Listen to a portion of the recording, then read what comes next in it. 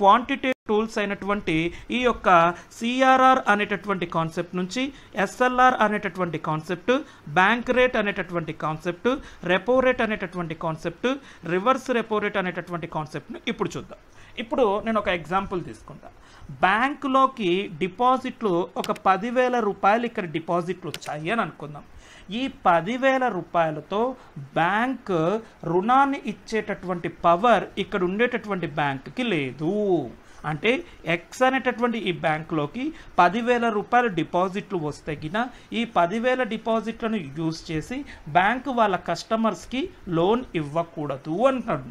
ఎందుకు ఇవ్వకూడదు అనంటే సెంట్రల్ బ్యాంక్ ఏం చేస్తుంది అని అంటే గిన నువ్వు ఇక్కడ బ్యాంక్ను మెయింటైన్ చేస్తున్నప్పటికీ కూడా సర్టన్ కైండ్ ఆఫ్ అమౌంట్ అనేటటువంటిది నువ్వు నా దగ్గర హోల్డ్ చేయాలి అని అంటుంది. అంటే మన ఇండియాలో సెంట్రల్ బ్యాంక్ అంటే ఆర్బీఐ అనే కదండి చెప్పేది.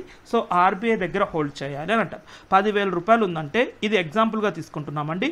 2,000 రూపాయలు నువ్వు ఆర్బీఐ దగ్గర హోల్డ్ చేయాలి అని అంటుంది. ఎందుకు అనంటే రేపొద్దున ఈ బ్యాంకు ఎవరికంటే వాళ్ళకు లోన్లు ఇచ్చేసి లాస్ అయిపోయింది అని అనుకుంటే గిన అక్కడ ఉండేటటువంటి డిపాజిట్దారులే నష్టపోతారు. ఆ డిపాజిట్దారులకు డబ్బులు ఇవ్వాలి అని అంటే కొద్దిగా మనీ అనేటటువంటిది నువ్వు నాకు పెట్టాలి. నువ్వు దివాలా తీసావు అని అంటే నేను ఇక్కడ ఉండేటటువంటి కస్టమర్లకి డబ్బులు ఇవ్వాలి అనేటటువంటి కాన్సెప్ట్తో ఇక్కడ 2,000 రూపాయలు అనేటటువంటిది ఇక్కడ తీసుకొని రావడం జరుగుతుంది. సో ఇక్కడ 2,000 రూపాయలు ఉన్నాయి. అంటే ఇప్పుడు బ్యాంక్ దగ్గర ఎంత అండి? 8,000 రూపాయలు ఉంది. ఇలా 2,000 రూపాయలు బ్యాంకులు ఆర్బీఐ దగ్గర పెట్టేటటువంటి అమౌంట్ని మనం క్యాష్ రిజర్వ్ రేషియో సిఆర్ఆర్ అని చెప్పడం జరుగుతుంది. అంటే ఇప్పుడు 10,000 రూపాయలు డిపాజిట్లు పెరిగితే కొద్దిగా అమౌంట్ ఇక్కడికి పోతుంది. అంటే బ్యాంక్ డిపాజిట్లు ఇక్కడ పెరిగే కొద్దీ ఆర్బీఐ దగ్గర బ్యాంకులు నిల్వ చేయాల్సినటువంటి అమౌంట్ కూడా ఇక్కడ పెరిగిపోవడం జరుగుతుంది. అంటే బ్యాంకులో డిపాజిట్లు పెరిగితే బ్యాంకులు ఆర్బీఐ దగ్గర నిల్వ చేయాల్సినటువంటి అమౌంట్ కూడా ఇక్కడ పెరిగిపోవడం జరుగుతుంది.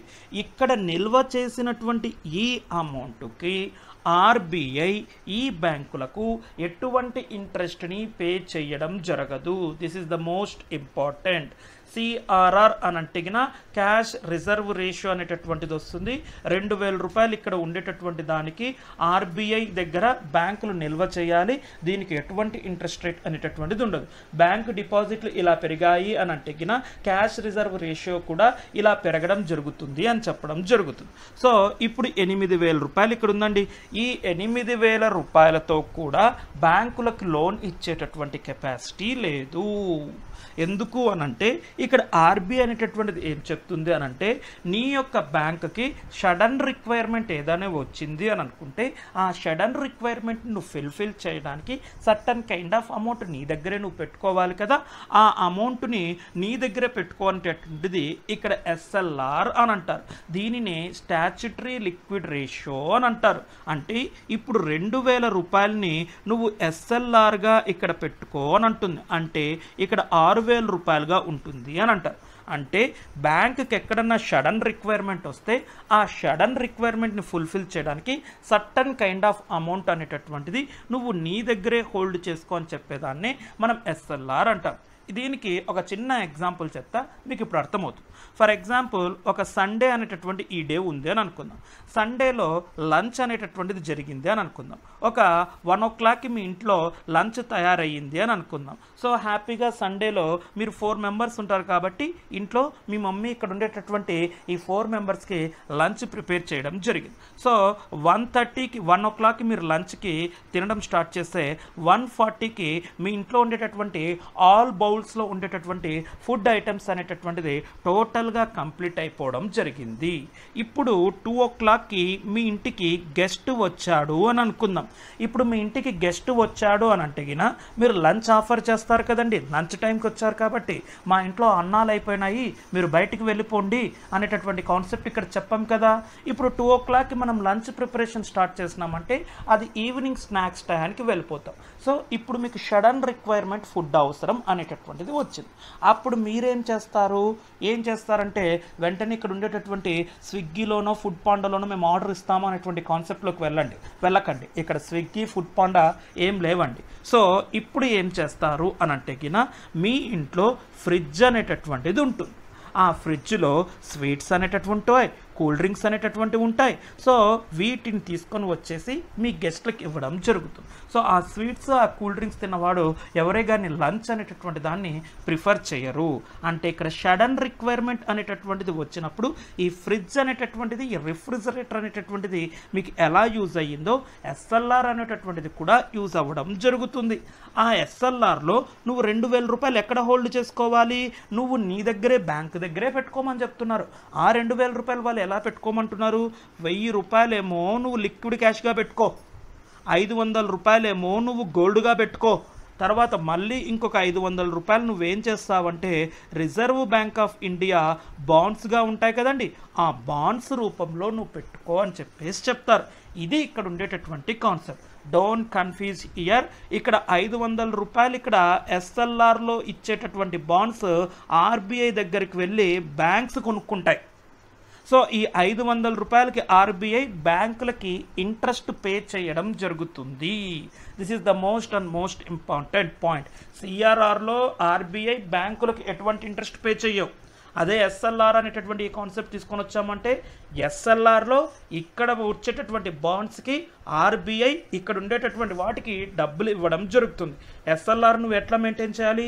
2000 రూపాయలు నువ్వు ఇక్కడ పెట్టుకుంటే నువ్వు ఈ 2000 రూపాయలు నువ్వు టోటల్గా లిక్విడ్ క్యాష్గా పెట్టుకోకూడదు. లిక్విడ్ క్యాష్గా కొద్దిగా పెట్టుకోవాలి, గోల్డ్గా కొద్దిగా పెట్టుకోవాలి, తర్వాత బాండ్స్ రూపంలో కొద్దిగా ఇక్కడ పెట్టుకోవడం జరుగుతుంది.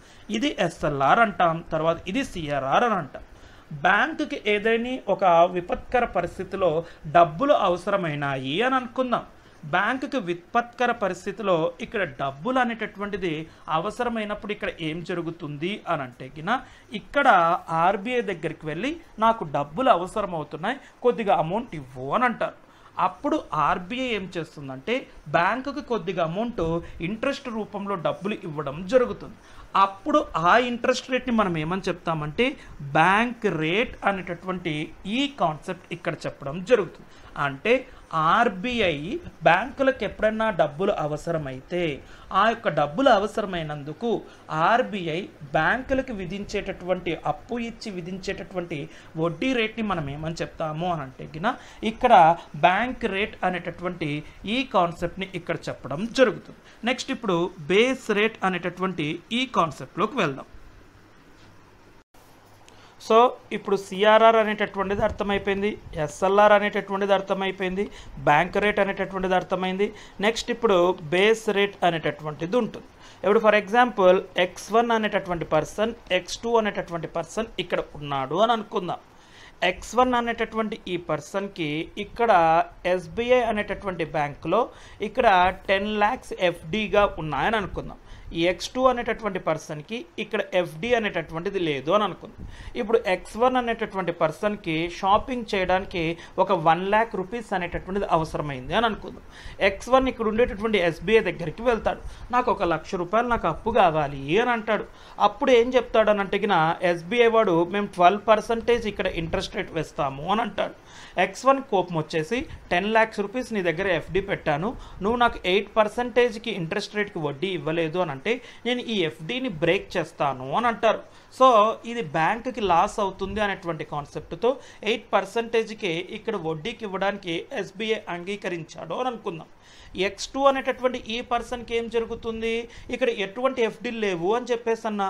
ఇప్పుడు X2 అనేటటువంటి పర్సన్ ఎస్బీఐ దగ్గరికి వెళ్ళేసి నాకు మనీ కావాలి అని అంటాడు.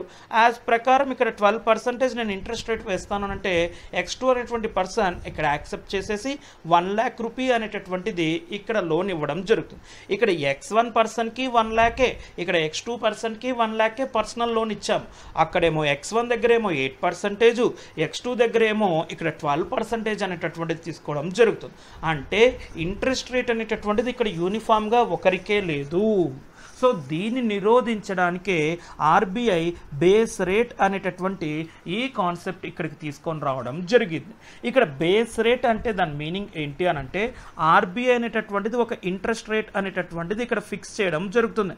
అంటే ఇప్పుడు 10% అనేటటువంటిది ఇక్కడ ఫిక్స్ చేసేసినారు అని అంటే బ్యాంకులు వాళ్ళ కస్టమర్లకి 10% కంటే ఎక్కువ ఇంట్రెస్ట్ రేట్కి లోన్లు ఇవ్వచ్చు, కానీ 10% కంటే బిలో ఇంట్రెస్ట్ రేట్స్కి లోన్ అనేటటువంటిది ఇవ్వకూడదు.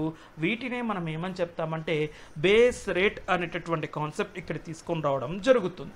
సో యూనిఫామ్గా మార్కెట్లో అందరికీ ఒకటే రకమైనటువంటి ఇంట్రెస్ట్ రేట్ ఉండాలి అనేటటువంటి కాన్సెప్ట్తో వచ్చేటటువంటి దాన్నే మనం బేస్ రేట్ అనేటటువంటి కాన్సెప్ట్ ఇక్కడ చెప్పడం జరుగుతుంది. సో ఇది ఇక్కడ ఉండేటటువంటి బేస్ రేట్.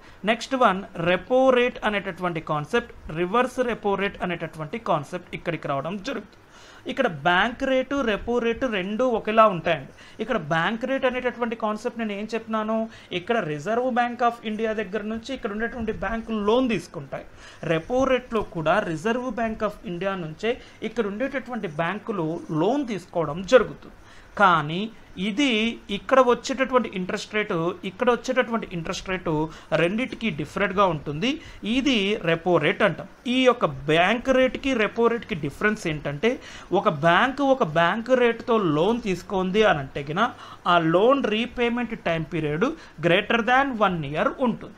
అదే రెపో రేటుతో ఇక్కడ లోన్ తీసుకుంది అని అనుకుంటే bank reserve bank of India దగ్గర నుంచి ఇక్కడ loan repayment time period less than 1 yearలో ఇక్కడికి రావడం జరుగుతుంది.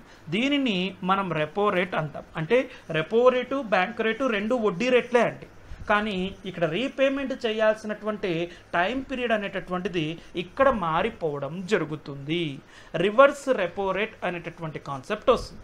ఈ రివర్స్ రెపో రేట్ అంటే దాని మీనింగ్ ఏంటి అని అంటే గిన బ్యాంకులో రిజర్వ్ బ్యాంక్ ఆఫ్ ఇండియా ఎప్పుడన్నా తనకి డబ్బులు రిక్వైర్మెంట్ అవసరమైతే బ్యాంకుల దగ్గర నుంచి డబ్బులు తీసుకోవడం జరుగుతుంది.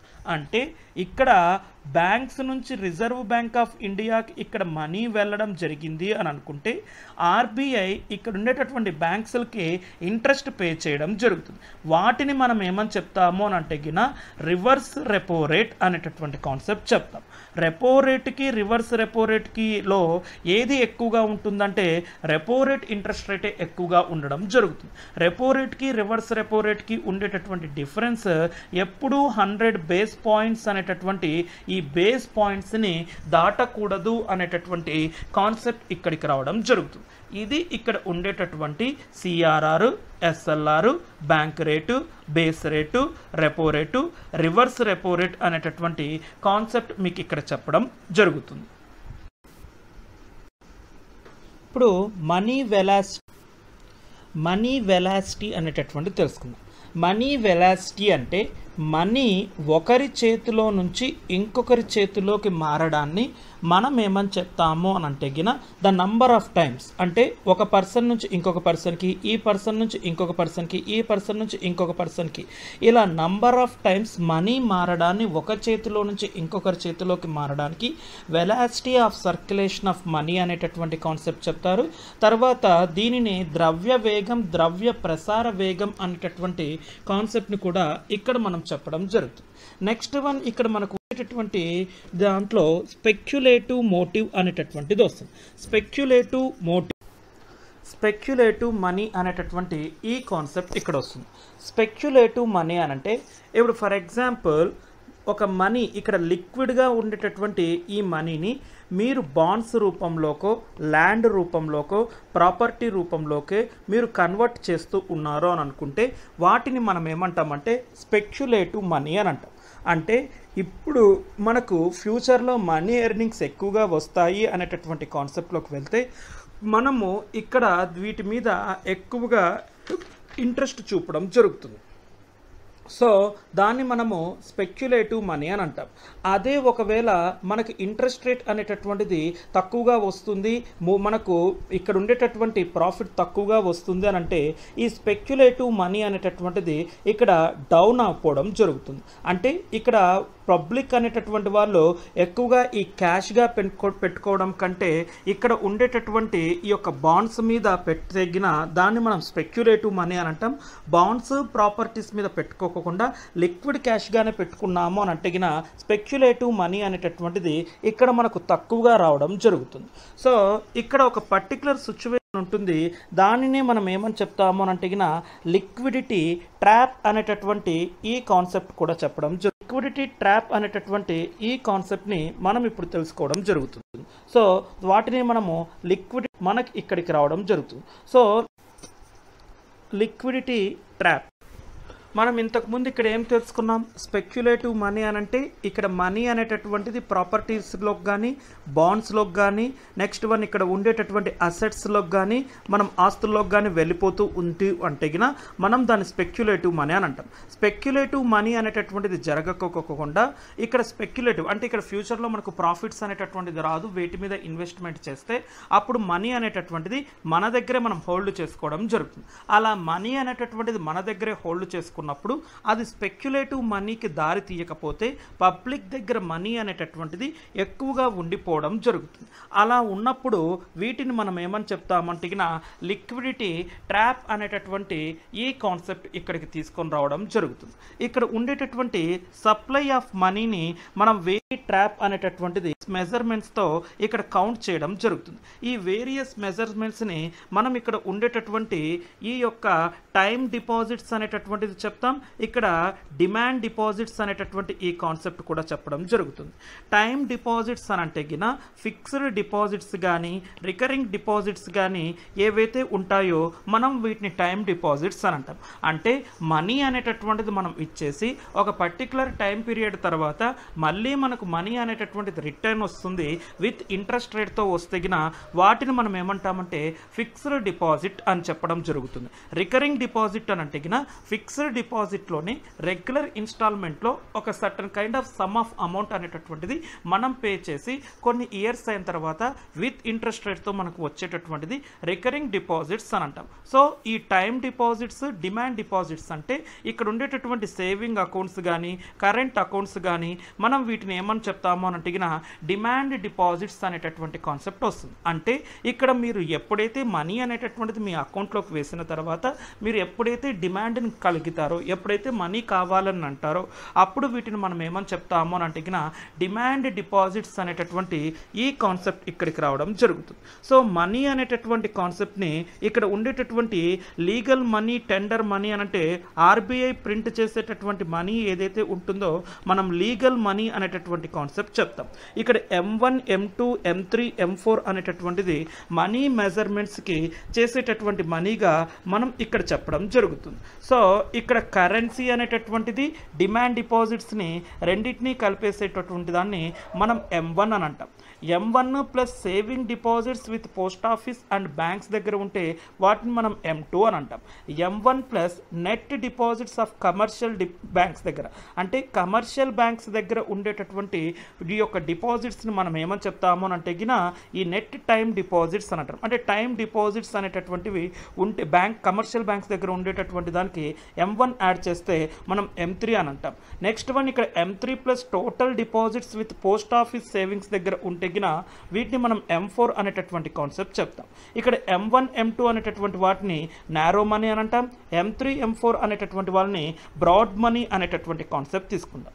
లిక్విడిటీ ఆర్డర్ మనం తీసుకున్నాము అని అంటే M1 అనేటటువంటిది మోస్ట్ లిక్విడిటీగా ఉండడం జరుగుతుంది, M4 అనేటటువంటిది లెస్ లిక్విడిటీగా ఉండడం జరుగుతుంది. అంటే M1 అనేటటువంటిది మోస్ట్ లిక్విడ్ క్వాంటిటీ అంటే ఇక్కడ డబ్బు రూపంలో ఎక్కువగా ఉండేటటువంటి దాన్ని మనం M1 లిక్విడిటీగా చెప్పడం జరుగుతుంది.